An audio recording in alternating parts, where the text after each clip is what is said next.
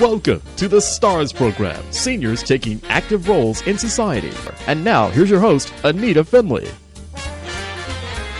My name is Dan Verde, and I'm the administrator at Boomer Times and Senior Life magazine.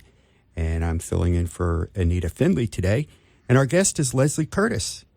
She is the Director of Business Development at Regents Park in Boca Raton. Hi, Leslie. Hi, how are you? Great, how are you? Good, good. So Leslie's article this month in the December issue of Boomer Times is Activities Go Beyond Just Having a Good Time.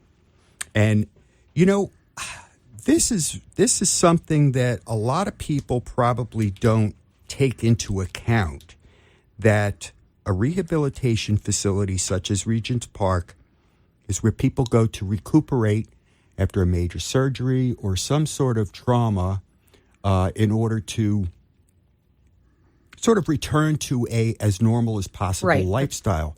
But in that process, there has to be some entertainment. There has to be some socialization. Right. So that's what this is all about.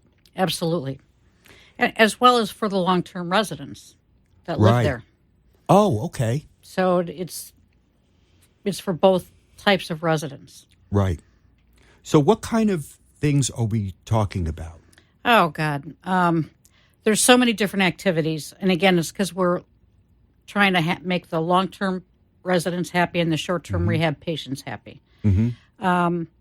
So we have live entertainment, usually 3 times a week, that everybody can enjoy. We have Pokino, which I'm not sure how you play it, but I think it's kind of like bingo in a different way. You know? It's a great game. I used to play that with my mom. Pokino? It is bingo, but with cards. Playing cards. Yeah. Lots of fun. Well, they love it. I know that. So, and they have Lcurtis Cafe. That's more geared toward the long term. Matter of fact, they were having it this morning, and they have a ball in that. They talk about current events. What would you do in this kind of situation? It's very interesting to sit through that. We have happy hour for the short-term rehab patients, and there's entertainment. And then I think we have 2 happy hours for the long-term residents during the week, and that's quite a busy afternoon. Right. They enjoy that very much. Who doesn't like happy hour? Yeah, right. And they have usually just music, but they have a good time. We have the ice cream parlor that's open every day at 2 for, both sets of patients. They can come into the ice cream parlor or where they'll be served, or they can have it delivered to their room if, they don't want to go down. We have silver sneakers. That's for the long-term residents, which they enjoy. We have music therapy. We have pet therapy. I know I'm leaving things out. But, a lot of these things like bingo, people love bingo. I used to play bingo all the time. But it's good for them in 2 ways. It's fun, but it's good cognitively. Right, yeah. So, there's a lot of things that are dual purpose. Right. Where it's like Lcurtis Cafe. Mm-hmm. We have a lot of patients. We have a book club. Mm-hmm. And again, that's more for the long-term residents, but we have a lot of avid readers. Right. You'll see them every day out on the patio reading. Mm-hmm. Thick books, big books. It's like, wow.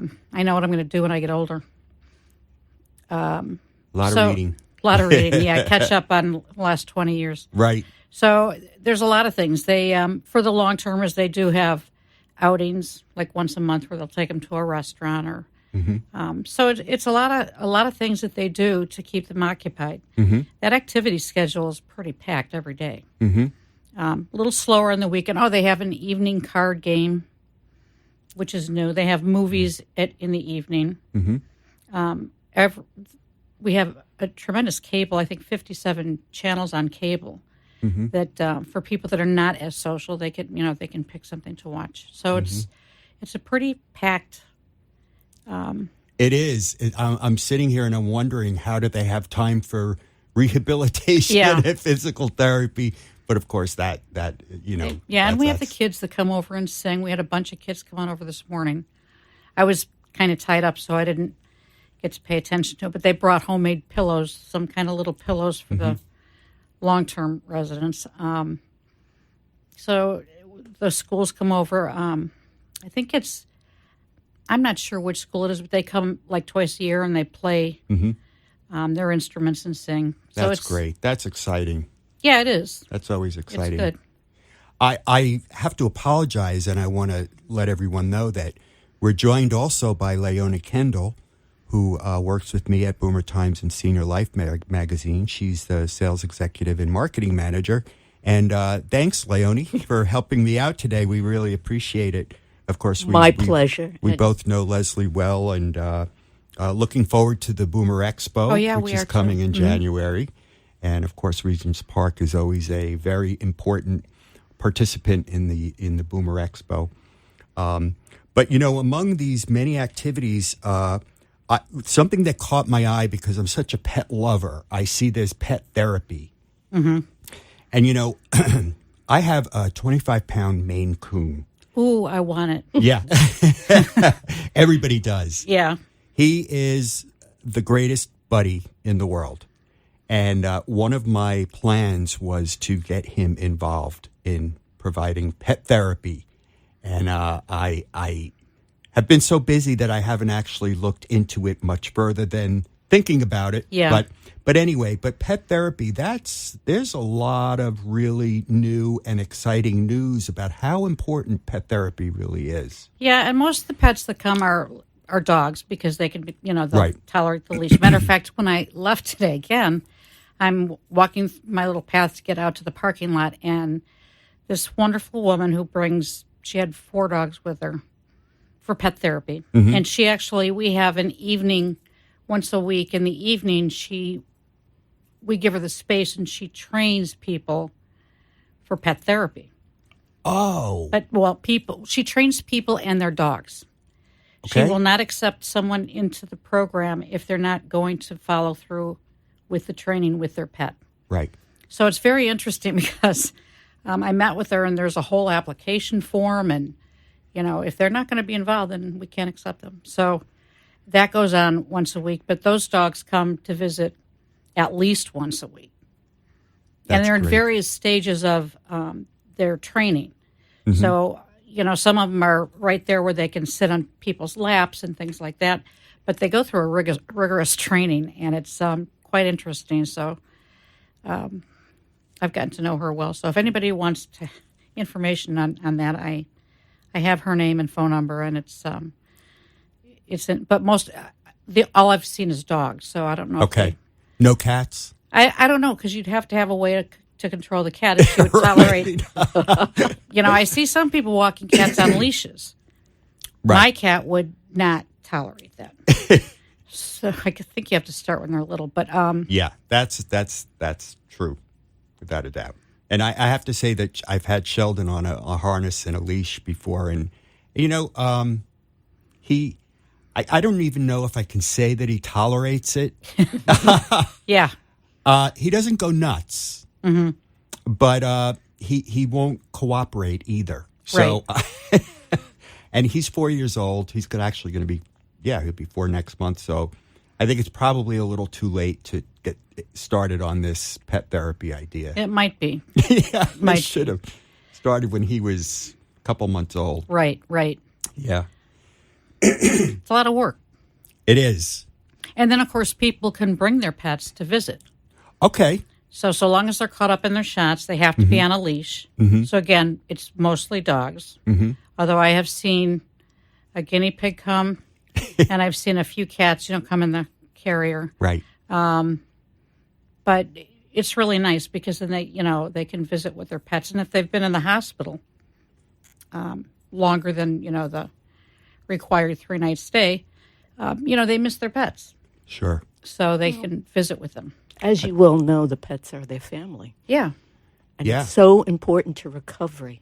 Animals have a special vibration for healing, love, joy. And you could see it on their faces. Right. So that's important. So a lot of things that go on there. Right. It's always busy. It sounds like it. It starts to slow down like at dinner time. Mm-hmm. And then, of course, they have a couple of evening things. But, that's also when a lot of people are getting visitors, so they're not participating in other things at that time. So it's really busy during the day. Socrates Cafe. That's I know you just mentioned it. What exactly is Socrates Cafe? It sounds interesting. It is interesting. I mean, mostly they discuss kind of current events. You'd be amazed at how many, again, of the long-term residents are totally up on the latest news. During the election, oh my. It was interesting. Very. But they discuss those things. They discuss, because, if they live there, they have to have coping mechanisms if they're faced with another long-term resident that they just don't like. How do you deal with situations? So they go over those things as well. Mm-hmm. And like I said, I passed through and I saw they were in that today, and they all had their pen and paper out and they were writing things down. So it's interesting, but right. it's well attended. So, Great. People think that, quote, nursing facility and the long-term residents are all demented and, don't do anything, but that's not true. Right. That's not true at all. Yeah, of course, the whole idea is to be completely the opposite of that. We want these people to be vital, and we want them to keep as active as they possibly can. And, of course, we're not just talking about seniors. We're talking about people of adults of all ages. Right, because, if a traumatic illness or disability hits, right, there's a good chance that, they could end up in a facility such as Regents Park. Right. Or things like MS, where the family can no longer take care of them. Mm-hmm. A lot of times you see it's the resident and the elderly parent that can no longer take care of them. Right. So they come to us, and, you have to deal with all these different, the depression and the coping and things like that. So the more things you have for them to do, there's a good chance we can find something that they will enjoy. Right. Yeah. So I do have to say the environment is magnificent. I am a Boca Raton and Boca del Mar resident, and we are so proud to have Regents Park as part of our community. It's so interesting. It is nestled in the woods in a gorgeous park-like setting, and you wouldn't even believe that it's a, nursing or skilled care center. You walk in and you see trees and benches, and when you open the front door, glass and beautiful high ceilings, and you're greeted so beautifully. I have to tell you, it is an incredible place for people to recover. it really is. And I'll tell you, they really enjoy the outdoors. Oh, my goodness. There's a real nice courtyard, kind of like in the middle. And then there's really courtyards in the front, and especially weather like this. They're out there. Right. And it's nice, for both types of residents, but the short-termers, they've been stuck in a hospital, so now they can finally get outdoors. And it's really nice. Yeah. So to our listeners, consider giving Leslie or the folks over at Regents Park a call. They can give you a free tour of the facility. And Regents Park of Boca Raton, of course, is located in Boca Raton at 6363 Verde Trail. The phone number is 561-483-9282. Again, that's 561-483-9282. You can also visit them on their website at regentsparkboca.com. So especially this time of year, I've been to Regents Park around the holidays, and Yes. it is just incredible. It's beautifully decorated, and you're absolutely right. The gardens are breathtaking, very tranquil. I think even people who are feeling well would enjoy. Oh, yeah. Sitting. I picture myself sitting there in those beautiful courtyards with a nice book and on a beautiful day, and it's all you could ever want. Yeah, they really are. It is nice. As a matter of fact, a few of our doctors, when they're taking their break, go and sit in the courtyard, eating their lunch, whatever they've brought. So it really is nice and relaxing. And when you're recuperating, that's what you need. Absolutely. You know, it's not the bustle of the hospital, although it's very busy on the rehab unit because people are coming and going to their rehab and, you know, the doctors are coming in, but it's not near as busy as in the hospital. Right. So. Yeah, I didn't get that feeling. It's definitely seems like a more controlled, calmer environment. Yeah, it is. It really is. It's the hallways are a lot less congested than say a typical hospital would Right. be. So I have a question for you. A couple of years ago, my dad had triple bypass surgery, and I'm happy to say that he's fine now. He's back to his regular activities and whatnot.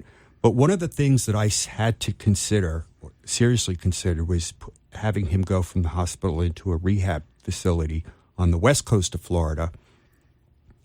But he was very resistant to the idea. Yep.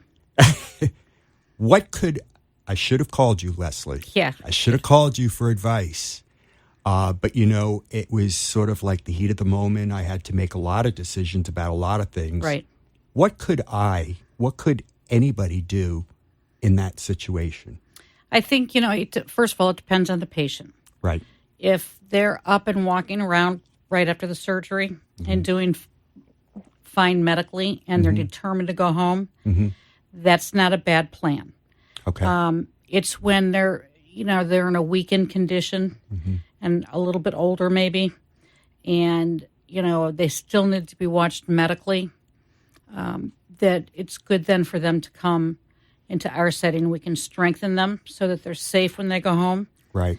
We can run labs as often as needed. And we just got a nice program. We had to switch labs, and the results come right into our system. I was just playing with it this morning. So when a lab is complete and they've got the results, it goes right into our system, and we can pull them up. So, you know, it's not that calling back and forth and having them fax the results and all that nonsense. We can get them immediately, which is really nice. Sure. So if you're watching people or if they have a little bit of infection, they're on IV antibiotics, things like that, you know, they really need to come into a facility such as ours so they can be monitored medically and we can strengthen them to go home physically. So, you know, some people you're just not going to convince them. Right. You know, they're going to come in and in 2 days they're going to say, I want to leave. I don't need this. Right.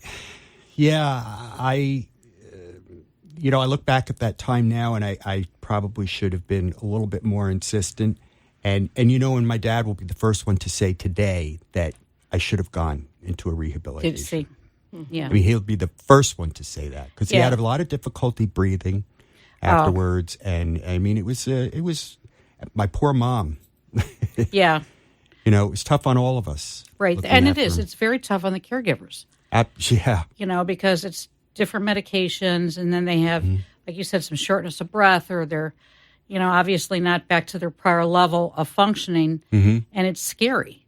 It is. You know, where in the facility there's nurses around the clock. You know, we have interns that come in from the hospital that monitor our patients. So if we think there's an issue, we can have a doctor come and look at them. That's not 24/7, but it's till about 11 p.m. Right. So we have that kind of coverage, which is important, you know. And after cardiac surgery, I'm telling you, you know, so many people go into depression. Yes. Because somebody's opened up their heart. You know, you think, well, it's my heart. So it really is important that those kinds of things we have psychology, we have psychiatry, you know, so those are the things that we can get them immediately if we see those signs and symptoms coming. It's not a forever thing, but it does impede recovery. So those are reasons why it's good for them to come. Absolutely. And it's a medical facility. So, you know, as far as my mom and I were, I mean, we were doing our best, but we're certainly not medical professionals. Right. And who knows if the decisions we were making on our own were the right ones or not. Right. And so I hope there's not a next time, but if I had to do it all over again, I wouldn't have hesitated to do it the right way. So let this be a lesson to everybody how important this really is.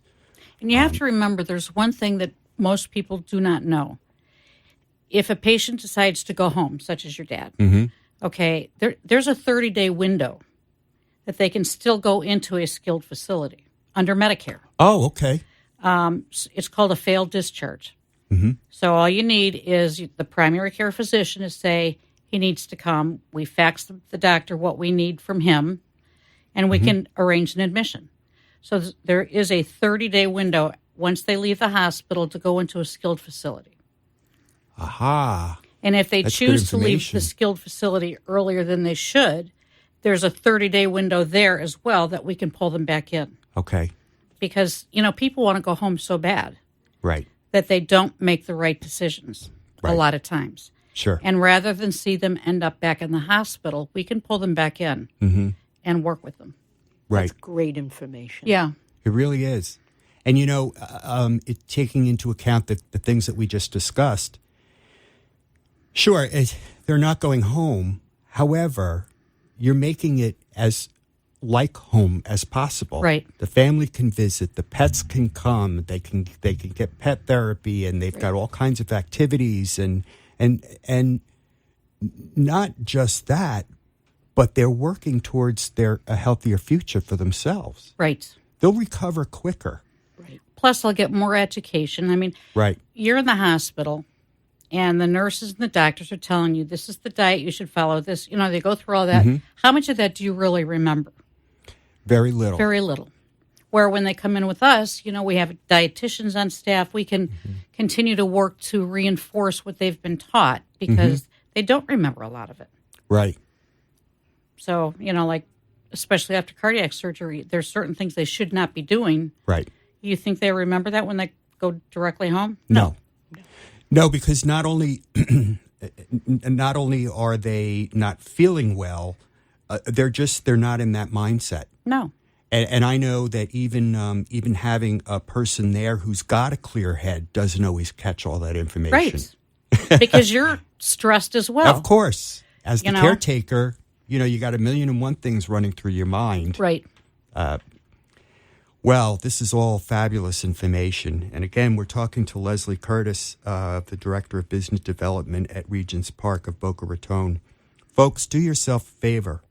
Give them a call at 561-483-9282 for more information. And just give them a call to get as much information about this as you can. This is really important. Regents Park of Boca Raton is a family-owned and independently operated skilled nursing and rehabilitation facility right here in Boca Raton. So, Silver Sneakers is another program that I see that you offer. Yeah. That's I've heard a lot about Silver Sneakers. Well, Silver Sneakers, people think it's just, you see the Humana commercials or the Right, commercials yeah. where they're walking through the mall. Well, some of our people, may be in wheelchairs, but they still have exercises that they can do with Silver Sneakers. So it's really for anybody that, we want them to get pumped up and continue to exercise. So it's a great program. It really is. Yeah. I can see that. I see that there's something here that experts in aging have long recognized the benefits in socialization. A major 2007 Harvard University study showed that effective socialization helps delay memory loss. It does. That's incredible. That's an incredible statistic. It's interesting, too, music therapy. They've shown, which we have, they've shown that people with dementia that may, not even verbalize anymore. If somebody goes in and sings with them, some of them will start to sing. It's buried. It's there. Right. But they'll sing. Somewhere deep in there, they'll start to sing. So it's so important to even people that, like I say, are nonverbal. It's pretty advanced Alzheimer's or dementia. You can still find ways to get through to them and improve the quality of their life. Right. So it's just that something that needs to be reactivated in their mind. Yeah. That's amazing. Or put a little puppy. We have the pet therapy, but we have puppies that come twice a year, I think. and you put a little puppy on someone's lap, and it's amazing.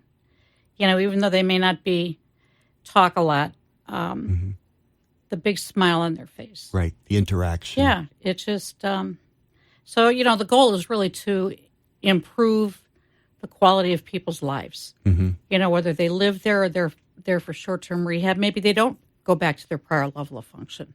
Right. You know, that's very possible if they've had something like a stroke or, you know, a catastrophic event.